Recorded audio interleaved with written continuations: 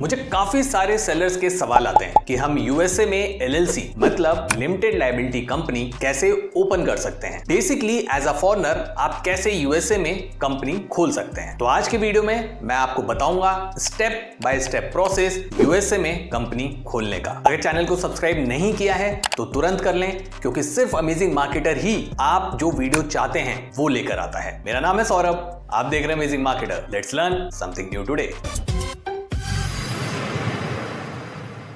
Steps बताने से पहले एक छोटा सा सजेशन, इस वीडियो को एंड तक देखें और साथ में नोट्स बनाते जाएं for more clarity and future reference. Step number 1, choose the right state for your LLC. USA में एलएलसी ओपन करने के लिए सबसे पहले आपको सही स्टेट को चूज करना होगा। जैसे कुछ बिजनेस ओनर्स अपनी एलएलसी को डेलावेयर, व्योमिंग या नेवाडा में बनाना पसंद करते हैं, भले ही वो वहां ना रहते हो और ना ही वहां से बिजनेस मैनेज करते हो। क्यों? क्योंकि ये states business friendly laws, low fees and strong privacy protection के लिए फेमस है। फॉर एग्जांपल, डेलावेयर स्टेट बड़े बिजनेसेस के लिए काफी पॉपुलर है due to its well established legal system and favourable corporate laws. जो छोटे बिजनेसेस हैं वो व्योमिंग को प्रेफर करते हैं due to low filing fee and strong asset protection laws, whereas Nevada का पॉपुलर होने का रीजन है कि वहां कोई भी स्टेट इनकम टैक्स नहीं है। तो यूएसए में अपनी कंपनी खोलते वक्त जब आप स्टेट सेलेक्ट करेंगे तो कुछ फैक्टर्स का ध्यान रखिए, जैसे taxes, filing fee and the state specific laws that may impact your business. और अगर आप स्टिल कंफ्यूज्ड हैं तो किसी लीगल और फाइनेंशियल एडवाइजर से कंसल्ट जरूर करें कि आपके बिजनेस के लिए बेस्ट स्टेट कौन सी रहेगी। Step number 2, select a name for your LLC. अपनी कंपनी का नाम सही चुनना बहुत जरूरी है, क्योंकि आपका बिजनेस नेम ही कस्टमर पर फर्स्ट इंप्रेशन क्रिएट करेगा। और ये जरूरी है कि आपका बिजनेस नेम आपके ही बिजनेस के बारे में बताने के साथ साथ यूनिक एंड स्टेट रेगुलेशंस को फॉलो करता हो। तो सबसे पहले कुछ नाम सोचें जो आपके बिजनेस की कोर वैल्यूज, प्रोडक्ट्स या फिर सर्विसेज को रिप्रेजेंट करता हो। और उन नामों की availability secretary of state website पर जरूर चेक करें, क्योंकि अगर वो नाम ऑलरेडी किसी ने लिए हुए हैं तो आपको फिर से नए नामों के लिए ब्रेनस्टॉर्मिंग करनी पड़ेगी। एक और बात, यूनिक होने के साथ साथ आपकी एलएलसी के नेम से लीगल स्टेटस क्लियरली पता चलना चाहिए, जैसे एलएलसी, L.L.C और लिमिटेड लायबिलिटी कंपनी। ये डेजिग्नेशन सिर्फ लीगल रिक्वायरमेंट नहीं है, इससे क्लाइंट्स एंड कस्टमर को पता चलता है कि आपका बिजनेस लिमिटेड लायबिलिटी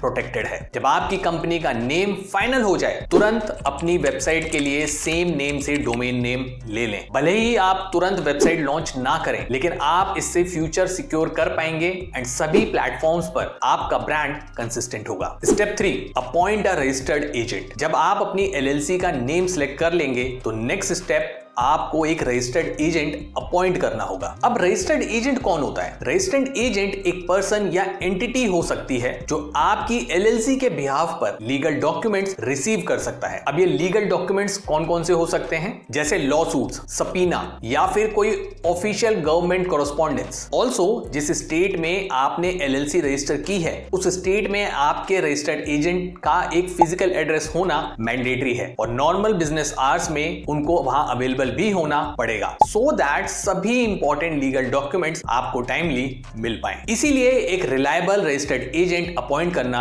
क्रूशियल है, क्योंकि अगर गलती से भी कोई लीगल डॉक्यूमेंट गायब हो गया तो सीरियस कॉन्सिक्वेंसेस हो सकते हैं, जैसे डिफॉल्ट जजमेंट और फाइन। यह आपके बिजनेस के लिए एक छोटा लेकिन इंपॉर्टेंट स्टेप है। Step number 4, file your articles of organisation. USA में ऑफिशियली एलएलसी बनाने के लिए आपको आर्टिकल्स ऑफ ऑर्गेनाइजेशन डॉक्यूमेंट चाहिए होगा। इसको सर्टिफिकेट ऑफ फॉर्मेशन या कुछ स्टेट्स में सर्टिफिकेट ऑफ ऑर्गेनाइजेशन भी बोलते हैं। इस डॉक्यूमेंट में आपकी एलएलसी की एसेंशियल इंफॉर्मेशन होती है और साथ में होता है एलएलसी का नाम और एड्रेस एंड रजिस्टर्ड एजेंट का नाम और एड्रेस। आर्टिकल्स ऑफ ऑर्गेनाइजेशन का फाइलिंग प्रोसेस बिल्कुल स्ट्रेट फॉरवर्ड है, लेकिन ध्यान रहे कि सभी डिटेल्स बिल्कुल एक्यूरेट हो। गलत या इनकम्प्लीट इंफॉर्मेशन की वजह से आपकी एलएलसी फॉर्मेशन का प्रोसेस डिले हो सकता है या वर्स्ट केस में एप्लीकेशन रिजेक्ट भी हो सकती है। हर स्टेट की अपनी कुछ रिक्वायरमेंट्स एंड फी होती है, तो इट्स इंपॉर्टेंट कि आप स्टेट्स स्पेसिफिक गाइडलाइंस चेक कर लें। कुछ स्टेट्स में आप ऑनलाइन फाइलिंग कर सकते हैं, जबकि कुछ में आपको मेल इन फॉर्म्स के थ्रू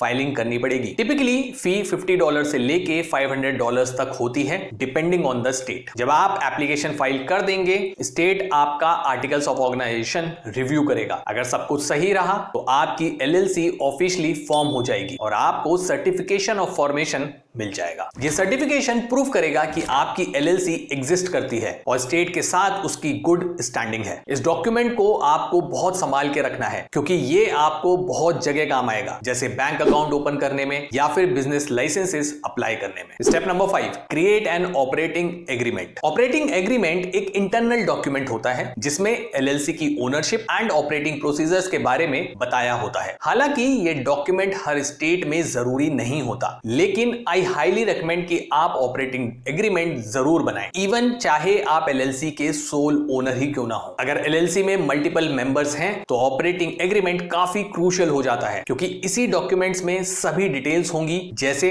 डिसीजन कैसे लिए जाएंगे, प्रॉफिट और लॉस कैसे शेयर होगा, हर मेंबर की रोल्स एंड रिस्पॉन्सिबिलिटीज क्या क्या है। तो इसी डॉक्यूमेंट की वजह से फ्यूचर में होने वाली मिसअंडरस्टैंडिंग एंड डिस्प्यूट से आप बच सकते हैं। तो सवाल आता है कि आप ऑपरेटिंग एग्रीमेंट में क्या क्या कवर कर सकते हैं। तो आप member contributions, management structure, voting rights, procedure of adding and removing members, ये सब होना चाहिए। इवन इस एग्रीमेंट में ये भी होना चाहिए कि LLC डिसॉल्व होने पर क्या होगा। अगर आपकी सिंगल मेंबर LLC है तब भी आपको ऑपरेटिंग एग्रीमेंट से बेनिफिट होगा। इसका यूज करके आप अपने पर्सनल एंड बिजनेस एसेट्स को अलग अलग रख सकते हैं। और मैं फिर से एक बार आपको याद दिला दूं कि लीगल प्रोफेशनल से कंसल्ट जरूर करें टू एंश्योर एग्रीमेंट आपकी रिक्वायरमेंट्स के अकॉर्डिंग ही बना है। Step number 6, obtain your EIN number. EIN का मतलब होता है एम्प्लॉयर आइडेंटिफिकेशन नंबर। ये एक 9 डिजिट का नंबर होता है जिसको IRS इशू करता है फॉर टैक्स पर्पसेस। इसको आप अपनी LLC का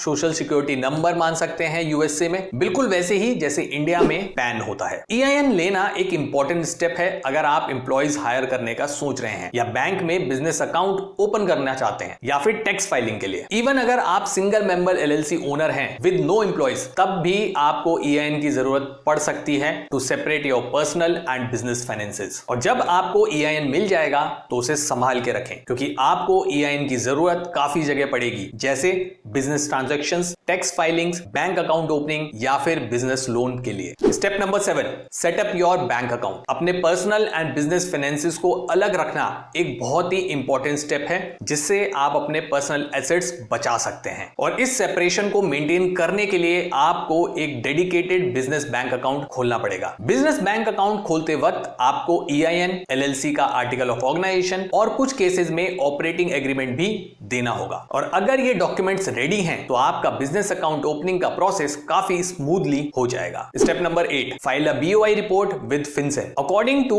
द कॉर्पोरेट ट्रांसपेरेंसी एक्ट, जो फाइनेंशियल क्राइम से लड़ने के लिए बनाया गया है, कुछ LLCs को BOI मतलब beneficial ownership information report with financial crime enforcement network को सबमिट करनी पड़ती है। ये रिपोर्ट बताती है कि LLC का बेनिफिशियल ओनर कौन है, मतलब वो व्यक्ति जो कम से कम 25% कंपनी का मालिक हो या उसे कंट्रोल करता हो। मोस्टली न्यू LLCs के लिए BOI फाइल करना मैंडेटरी है। आपको इसकी रिक्वायरमेंट्स अच्छे से समझनी होगी और टाइमली इसको फाइल करना होगा। अगर आप BOI रिपोर्ट को फाइल नहीं करते हैं या गलत इंफॉर्मेशन देते हैं तो आप पर सीवियर पेनल्टीज लग सकती हैं, including fines and criminal charges. BOI report में आपका full legal names, date of birth, addresses and unique identifying numbers like passport number of the beneficial owners include होते हैं। कोशिश करें कि ये इंफॉर्मेशन हमेशा अपडेटेड रहे। और अगर आप श्योर नहीं हैं कि आपको BOI फाइल करना है या नहीं तो कंसल्ट अ लीगल और financial professional based on your specific situation. Step number 9, keep your LLC in good standing. LLC बनाना सिर्फ शुरुआत है। आपको LLC की अच्छी स्टैंडिंग बनाने के लिए सभी कंप्लायंसेस को फुलफिल करना होगा, जो है